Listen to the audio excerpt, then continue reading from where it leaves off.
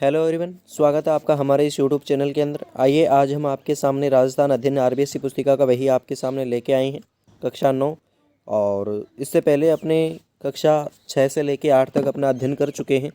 तो आज आपके सामने जो जितने भी महत्वपूर्ण क्वेश्चन बन रहे थे कक्षा 9 के, तो कुछ करने का प्रयास करेंगे। तो चलिए समय खराब न करते हुए शुरू करते हैं प्रश्न सीरीज। प्रश्न संख्या पाठ संख्या 1 देखिए। पहला पाठ का नाम है राजस्थान की ऐतिहासिक पृष्ठभूमि। राजस्थान की ऐतिहासिक पृष्ठभूमि के बारे में देखेंगे आज। महत्वपूर्ण क्वेश्चन जो आपके सामने होंगे। प्रश्न संख्या 1 है, मत्स्य जनपद में कौन से आधुनिक जिले शामिल थे? तो मत्स्य जनपद के अंदर कौन से जिले शामिल थे? तो अलवर है, भरतपुर है, धौलपुर है और करौली है। तो ए, बी, सी और डी ये 4 जिले हैं। अलवर, भरतपुर, करौली और धौलपुर, जो ये 4 जिले हैं आपके सामने मत्स्य जनपद के अंदर थे। प्रश्न संख्या 2 है, मेवाड़ के महाराणा भीम सिंह की पुत्री थी। भीम सिंह की पुत्री कौन थी? कृष्णा राजकुमारी थी। ऑप्शन 3 है वो सही होगा। प्रश्न संख्या 3 है, मेवाड़ पर किस वंश का सर्वाधिक काल शासन रहा था? तो सर्वाधिक काल किसका रहा था? गोहिल वंश का रहा था। ऑप्शन है वो 3 सही होगा। प्रश्न संख्या 4 है, जांगलधर बादशाह किसे कहा जाता था? जांगलधर बादशाह अगर देखें तो करण सिंह को कहा जाता था। ऑप्शन 1 सही होगा। प्रश्न संख्या 5 है, जुते हुए खेत के प्राचीन साक्ष्य राजस्थान में कहाँ से मिला है? जुते हुए खेत के साक्ष्य प्राचीन कालीबंगा से मिला है। हनुमानगढ़ जिले के अंदर है ये। प्रश्न संख्या 6 देखिए, जुलाई 1734 में हुरडा सम्मेलन आयोजित हुआ। हुरडा सम्मेलन की अध्यक्षता मेवाड़ के किस शासक ने की थी? तो हुरडा सम्मेलन की अध्यक्षता महाराणा जगत सिंह ने की थी। ऑप्शन 3 है वो क्या होगा? सही होगा। हुरडा सम्मेलन हुआ कब था? तो 1734 के अंदर हुआ था। प्रश्न संख्या 7 देखिए, त्राइन का प्रथम युद्ध का परिणाम रहा था। त्राइन का प्रथम युद्ध कब हुआ था? 1191 के अंदर हुआ था। 1191 के अंदर हुआ था। तो इसका सही ऑप्शन कौन सा होगा? इसका सही उत्तर है पृथ्वीराज चौहान की विजय हुई थी। 1191 के अंदर पृथ्वीराज चौहान की विजय हुई थी। 1192 के त्राइन का द्वितीय युद्ध हुआ था जिसमें पृथ्वीराज विजय की हार हुई थी। और प्रश्न संख्या 8 देखिए, डी के जल महल का निर्माण किस शासक ने करवाया था? डी के जल महल का निर्माण बदन सिंह ने करवाया था। ऑप्शन 4 है वो सही होगा। प्रश्न संख्या 9 देखिए, कीर्ति स्तंभ यानी विजय स्तंभ का निर्माता कौन थे? कीर्ति स्तंभ विजय स्तंभ के निर्माता की अगर बात करें तो प्रश्न ऑप्शन 4 सही होगा। राणा कुंभा सही है। प्रश्न संख्या 10 देखिए, अकबर ने जयपुर के किस शासक ने फर्जंद यानी बेटा की उपाधि व 7000 मनसब प्रदान किया गया था? तो 7000 मनसब किसके लिए किया गया था? मान सिंह के लिए दिया गया था। ऑप्शन 4 सही होगा। प्रश्न संख्या 11 है, 18 जून 1576 को कौन सा युद्ध लड़ा गया था? तो ये सभी को पता है कि हल्दी घाटी का युद्ध है वो लड़ा गया था। ऑप्शन 1 है वो सही होगा, 18 जून 1576। प्रश्न संख्या 12 है, पृथ्वीराज विजय का रचयिता कौन थे? पृथ्वीराज विजय जयानक के द्वारा रचयिता किया गया था। ऑप्शन 2 सही होगा। प्रश्न संख्या 13 देखिए, राजस्थान में वैष्णव धर्म के प्राचीनतम साक्ष्य किस अभिलेख से मिले हैं? तो प्राचीनतम गोसुंडी शिलालेख से मिला है, अभिलेख से मिला है। ऑप्शन 2 सही होगा। प्रश्न संख्या 2 है, पृथ्वीराज रासो का लेखक निम्न में से कौन सा है? पृथ्वीराज रासो का अगर बात करें तो चंद्रप्रदायी है। ऑप्शन 4 है वो सही होगा। प्रश्न संख्या 15 है, नागौर का संबंध मध्यकाल में किस सूफी संत से रहा है? तो सूफी संत हमीदुद्दीन नागौरी थे। ऑप्शन 4 है वो सही होगा। प्रश्न संख्या 16 है, जालोर के चौहान वंश का संस्थापक कौन था? जालोर के चौहानों के संस्थापक कीर्तिपाल थे। ऑप्शन 1 है वो सही होगा। प्रश्न संख्या 17 है, जेम्स टोड ने किस राठौड़ को यूलिसेस कहा है? तो यूलिसेस की बात करें तो दुर्गादास के बारे में कहा है कर्नल जेम्स टोड ने। प्रश्न संख्या 18 देखिए, राजस्थान के क्षेत्रों के प्राचीनतम नामों में निम्न में से किस वेद से किया गया है? राजस्थान के क्षेत्रों के प्राचीनतम नामों का उल्लेख किस वेद में किया गया है? तो किस वेद के अंदर किया गया है? तो ऋग्वेद के अंदर किया गया है और सबसे प्राचीन वेद अगर बात करें तो ऋग्वेद ही है। प्रश्न संख्या 19 देखिए, रणकपुर के जैन मंदिर का शिल्पी कौन था? तो रणकपुर के जैन मंदिर का शिल्पी देपाक था। ऑप्शन 2 है वो क्या होगा अपना? सही होगा। प्रश्न संख्या 20, कर्नल जेम्स टोड द्वारा रचित annals and antiquities of Rajasthan की प्रकाशन कब हुआ था? तो annals and antiquities of Rajasthan का प्रकाशन 1829 के अंदर हुआ था, जो कर्नल जेम्स टोड के द्वारा रचित है। प्रश्न संख्या 21 देखिए, 1800 ईस्वी में सर्वप्रथम राजस्थान के भूभाग के लिए राजपूताना शब्द प्रयोग किया गया था। तो किसने किया था? जॉर्ज थॉमस ने राजपूताना शब्द का सर्वप्रथम प्रयोग है वो किया गया था। प्रश्न संख्या 22 देखिए, कवि माघ ने अपने ग्रंथ शिशुपाल वध की रचना कहाँ की थी? तो शिशुपाल वध की रचना भीनमाल के अंदर की गई थी। ऑप्शन 1 है जो अपना सही होने वाला है। प्रश्न संख्या 23 है, वागड़ के क्षेत्र में कौन सा क्षेत्र सम्मिलित है? तो वागड़ के अंदर अगर बात करें तो जो डूंगरपुर और बांसवाड़ा का क्षेत्र जो वागड़ क्षेत्र के अंदर है आता है, ऑप्शन 3 है वो अपना क्या होगा? सही होगा। प्रश्न संख्या 24 है, लोहे गलाने की भट्टियाँ। लोहे गलाने की भट्टियाँ किस निम्न में से किस सभ्यता स्थल से प्राप्त हुई है? तो ये सुनारी सभ्यता जो झुंझुनू के अंदर पड़ती है उससे प्राप्त हुई है भट्टी यह है जो लोहे गलाने की है।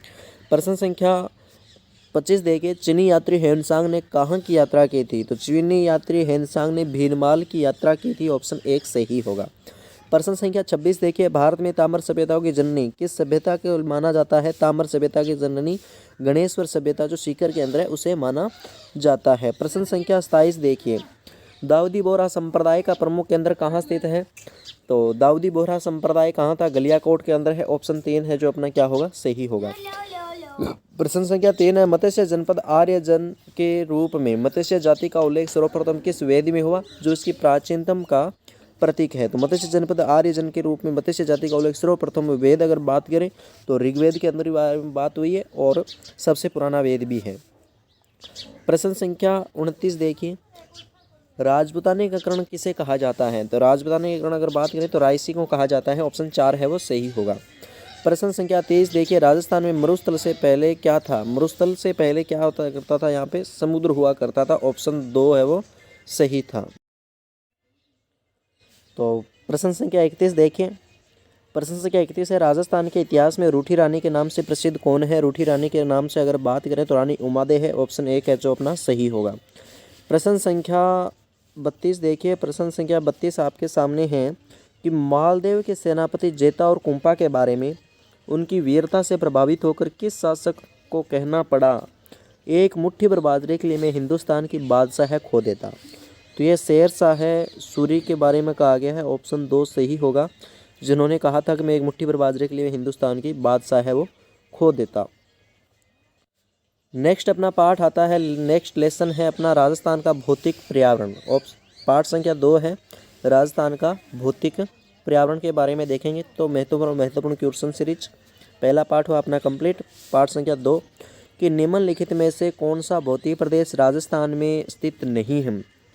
तो अरावली पर्वत तो है, थार का मरुस्थल भी है और पूर्वी मैदान भी है। तो ऑप्शन अगर देखा जाए तो 4 जो है हिमालय पर्वत है जो राजस्थान का भौतिक प्रदेश नहीं है। प्रश्न संख्या 2 अरावली पर्वतमाला की सबसे ऊंची चोटी कौन सी है? तो अरावली की सबसे ऊंची चोटी अगर देखा जाए तो गुरु शिखर है। और गुरु शिखर की अगर बात करें ऊंचाई की तो 1722 मीटर है जो ऊंचाई है। तो ऑप्शन 1 अपना क्या होगा? सही होगा। गुरु शिखर की ऊंचाई कितनी है यही प्रश्न देखिए आगे। अभी आपको बताया 1722। ऑप्शन 3 सही होगा।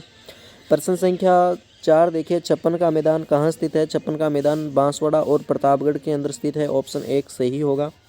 प्रश्न संख्या 5 अर्जुन की गंगा किस नदी को कहा जाता है? तो अर्जुन की गंगा अगर बात करें तो बाण गंगा को कहा जाता है। ऑप्शन अपना 1 क्या होगा? सही होगा। प्रश्न 1 सही है। प्रश्न संख्या 6 देखिए, प्रश्न संख्या 6 है निम्न में से खारे पानी की झील नहीं है।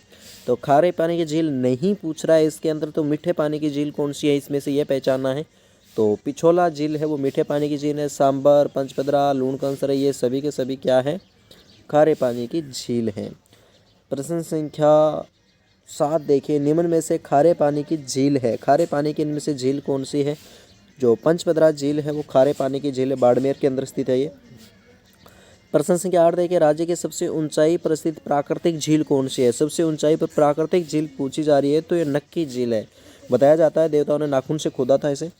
प्रश्न संख्या 10 देखिए, झीलों की नगरी कहा जाता है? झीलों की नगरी उदयपुर को कहा जाता है। ऑप्शन 1 अपना क्या होगा? सही होगा। प्रश्न संख्या 10 देखिए, बड़ा महत्वपूर्ण क्वेश्चन है और इम्पोर्टेंट क्वेश्चन भी है और ऊपरी क्वेश्चन भी है, बार बार रिपीटेड भी है ये। प्रश्न संख्या 10 भौगोलिक दृष्टि से राजस्थान का भारत की उत्तर पश्चिमी भाग में अवस्थित है तो किस दिशा के अंदर स्थित है?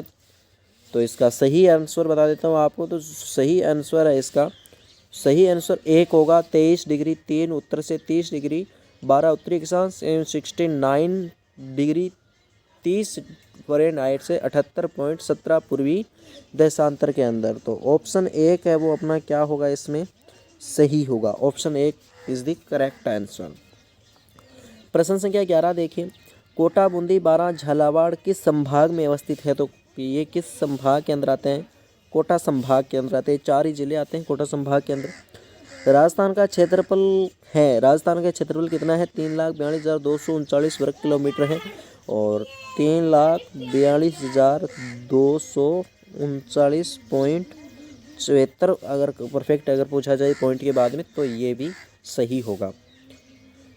तो ऑप्शन अपना 2 सही होगा इसमें। प्रश्न संख्या 13 देखें, क्षेत्रफल की दृष्टि से भारत का सबसे बड़ा राज्य कौन सा है? क्षेत्रफल की अगर दृष्टि से देखा जाए तो राजस्थान है वो सबसे बड़ा राज्य है। प्रश्न संख्या 14 देखिए, हाड़ौती का पठार किस जिले से संबंधित है? तो हाड़ौती का पठार अगर देखा जाए तो डूंगरपुर और उदयपुर से संबंधित है। ऑप्शन कौन सा? सॉरी इसका कोटा, बूंदी और झालावाड़ के अंदर स्थित है। हाड़ौती कौन सा है? कोटा, बूंदी, बारां और झालावाड़ के अंदर हाड़ौती क्षेत्र आता है। ऑप्शन 2 सही होगा। प्रश्न संख्या 15 देखिए, क्षेत्रफल की दृष्टि से राजस्थान का सबसे बड़ा जिला कौन सा है? सबसे बड़ा जिला अगर देखा जाए तो जैसलमेर होगा। ऑप्शन 4 सही होगा। तो बहुत बहुत धन्यवाद दोस्तों। नेक्स्ट आपके सामने होगा वही आरबीएससी पुस्तिका का राजस्थान की कला एवं संस्कृति। तो मुख्य बात, मोटा मोटी बात कि राजस्थान की कल्चर करेंगे नेक्स्ट पार्ट के अंदर। तब तक के लिए धन्यवाद, बने रहिए हमारे साथ। Thank you. अगर हमारे यूट्यूब चैनल के ऊपर पहली बार विजिट कर रहे हैं तो हमारे चैनल को लाइक, शेयर एंड सब्सक्राइब ज़रूर कीजिएगा। तब तक के लिए थैंक यू।